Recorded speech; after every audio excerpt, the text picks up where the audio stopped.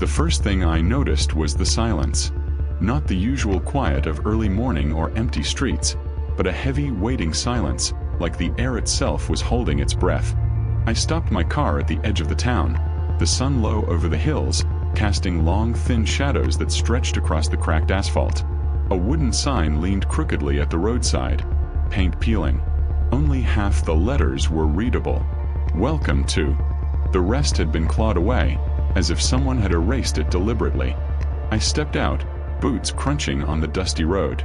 The wind stirred the loose dirt, carrying the faint smell of rust and old wood. Every building leaned toward the street like old men whispering secrets to each other. Windows clouded with dust so thick they reflected nothing. Not a bird. Not a cat. Not a sound except my own heartbeat. I raised my camera, the red recording light blinking on. That's when I heard it. A slow, careful breathing, echoing from the empty diner across the street. I froze. The sound stopped the moment I focused on it. I laughed. Brittle, nervous. Old buildings make noise, I whispered to myself. Then I saw it. The door to the diner, slightly ajar. And a shadow moved just beyond the frame. Somewhere in the town someone or something was waiting. And the moment I realized I wasn't alone, the world felt wrong, like the air had thickened and the hills had closed in. I wanted to leave. I couldn't. The first thing I noticed was the silence. Not the usual quiet of early morning or empty streets, but a heavy, waiting silence, like the air itself was holding its breath. I stopped my car at the edge of the town, the sun low over the hills, casting long, thin shadows that stretched across the cracked asphalt. A wooden sign leaned crookedly at the roadside, paint peeling. Only half the letters were readable. Welcome to. The rest had been clawed away, as if someone had erased it deliberately. I stepped out, boots crunching on the dusty road. The wind stirred the loose dirt, carrying the faint smell of rust and old wood. Every building leaned toward the street like old men whispering secrets to each other. Windows clouded with dust so thick they reflected nothing. Not a bird. Not a cat. Not a sound except my own heartbeat. I raised my camera, the red recording light blinking on. That's when I heard it. A slow, careful breathing, echoing from the empty diner across the street. I froze. The sound stopped the moment I focused on it. I laughed. Brittle, nervous. Old buildings make noise, I whispered to myself. Then I saw it. The door to the diner, slightly ajar. And a shadow moved just beyond the frame. Somewhere in the town someone or something was waiting. And the moment I realized I wasn't alone, the world felt wrong, like the air had thickened and the hills had closed in. I wanted to leave. I couldn't. I didn't follow the man. That was my first mistake, or maybe my last smart choice. I stood there long after he vanished, staring into the narrow gap between buildings where he'd disappeared. The shadow there felt thicker than the rest of the town, like darkness with weight, like something crouched just out of sight, holding its breath. Eventually, I moved again. The town seemed different now. Not visibly. Not in any way I could point to and explain. But the space between things felt tighter. Buildings that had looked distant earlier now felt closer together, pressing in. The road beneath my boots no longer swallowed sound.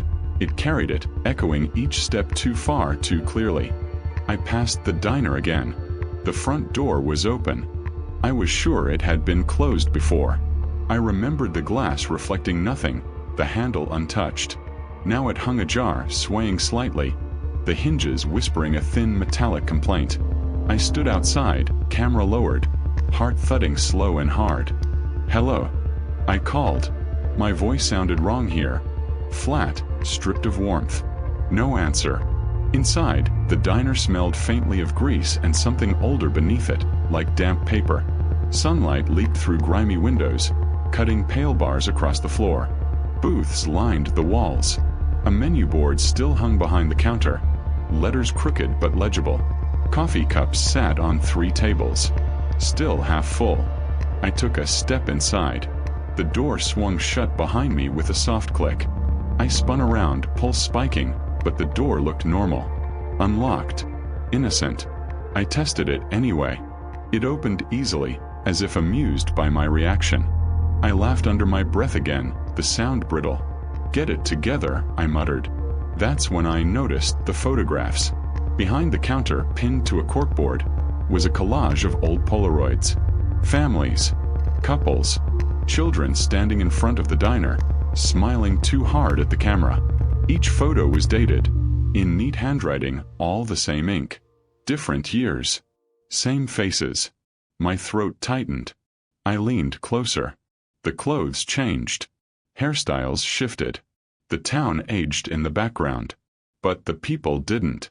A woman with a crooked smile appeared in photos decades apart without a wrinkle to show for it. A boy holding a red ball grew no older across 15 years of snapshots. My camera trembled slightly as I lifted it. Behind me, a chair scraped. I whirled around. Nothing.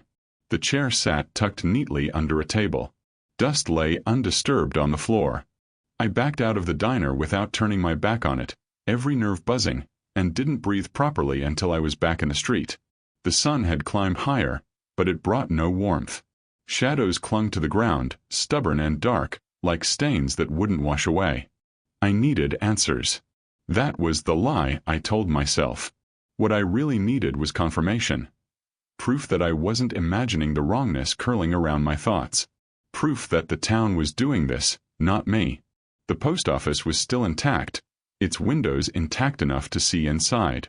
Rows of mailboxes lined the walls. Letters stuffed inside them, envelopes yellowed but unbroken. None of them were addressed outside the town. Every name repeated. Again. And again. And again. I opened one mailbox at random. Inside was a stack of letters bound with twine. The top envelope bore a date from 30 years ago. I slid it out, fingers numb, and unfolded the brittle paper.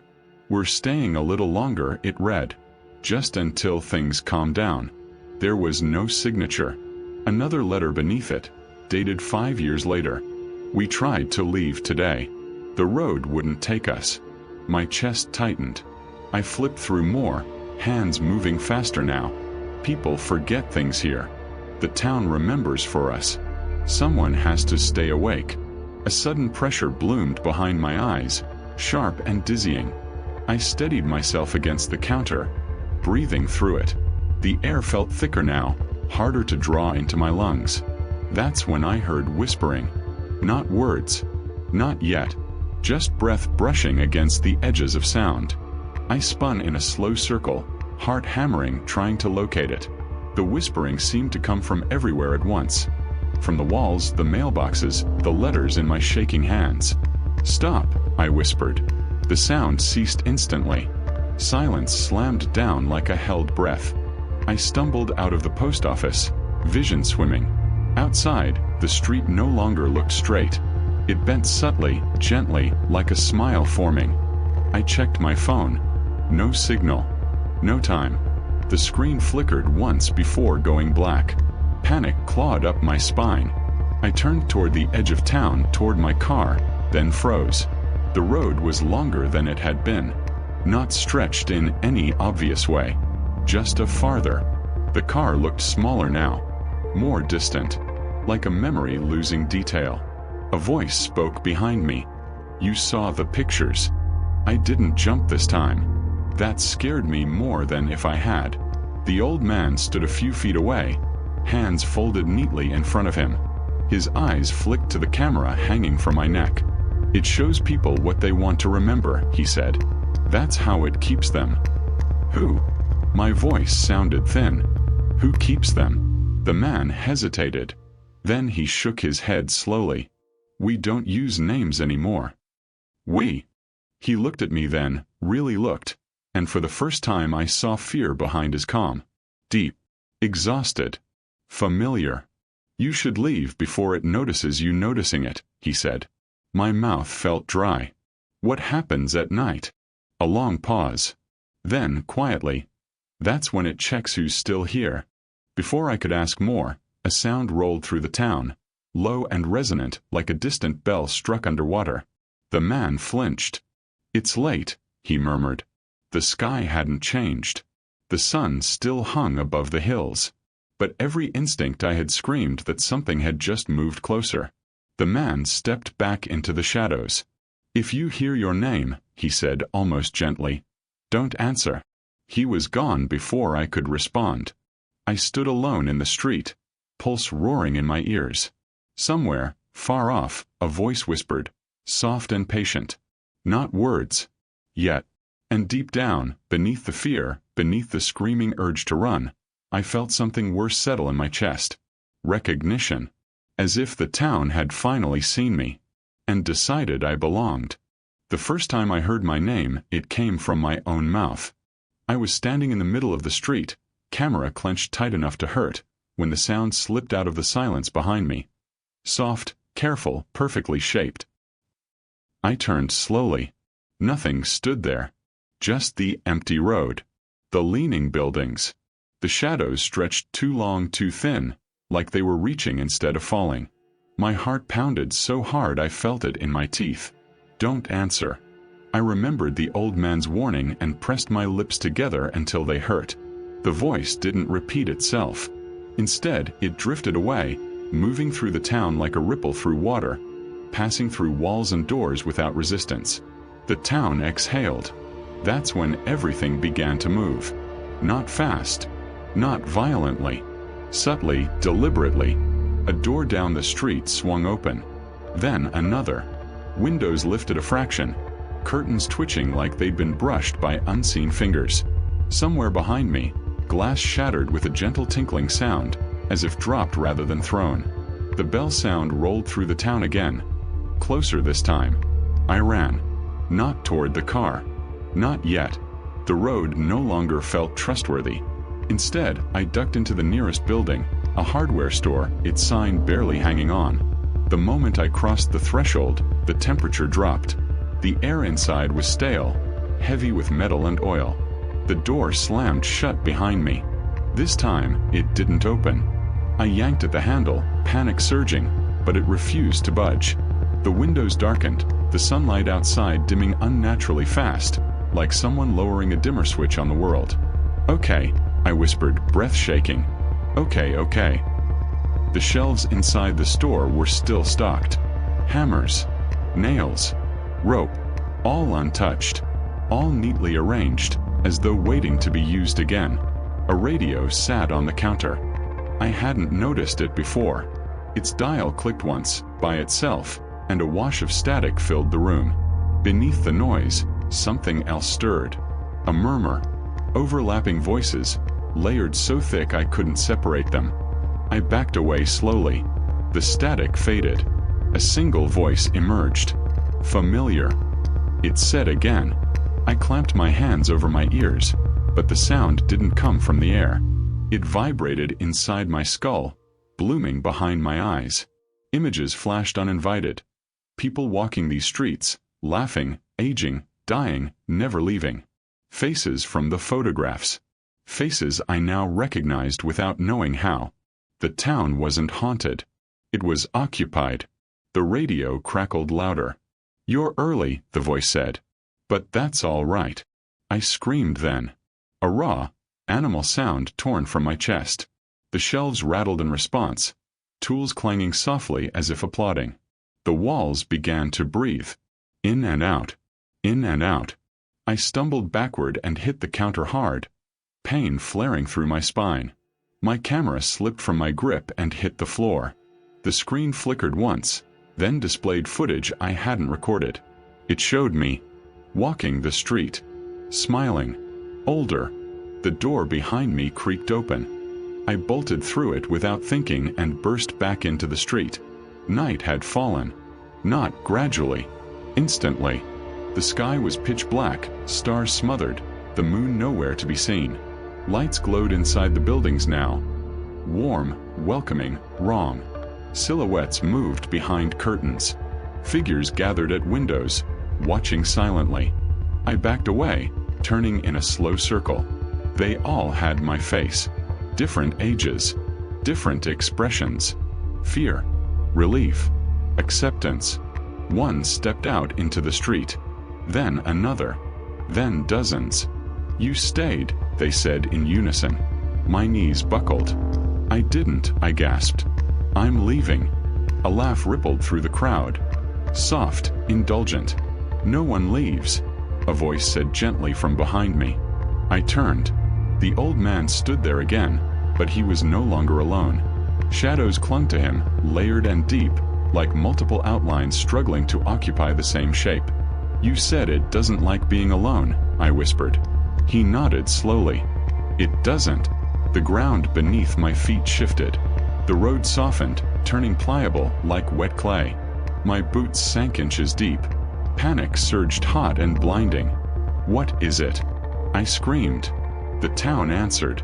Every door slammed shut at once. The sound thundered through the night, reverberating inside my chest. The buildings leaned inward, impossibly tall now, bending toward the street like teeth closing around prey. "It is memory," the voices said. "It is witness. It is what remains when everyone else leaves." I felt hands on my arms. Dozens of them, gripping gently but firmly, holding me upright as the street dissolved beneath us. Images flooded my mind. People arriving by accident, by curiosity, by desperation. Staying a night. Then another. Forgetting the road. Forgetting time. Forgetting themselves. "You keep us alive," the town whispered. "By staying." "I don't belong here," I sobbed. The old man met my gaze, something like apology in his eyes. "None of us did." The bell rang one final time. The sound was deafening now. Inside my bones, my thoughts, my name tearing loose from my sense of self. The crowd leaned in closer. Their faces blurred together, melting into one vast, watching presence. I felt something peel away inside me. Fear gave way to exhaustion. Resistance thinned. The town grew quiet. Lights dimmed. The figures stepped back, retreating into doorways and windows. The buildings straightened. The road hardened beneath my feet. I stood alone again. The old man was gone. Morning light crept over the hills, pale and indifferent. Birds chirped somewhere far away, tentative. I looked down at my hands. They were steady. Too steady. My camera lay at my feet. I picked it up and checked the footage. It showed the town. Empty. Abandoned. Just as everyone said. Behind me, a car engine ticked as it cooled. I turned. A familiar vehicle sat at the edge of town. Waiting. And for the first time since arriving, I couldn't remember why I'd wanted to leave.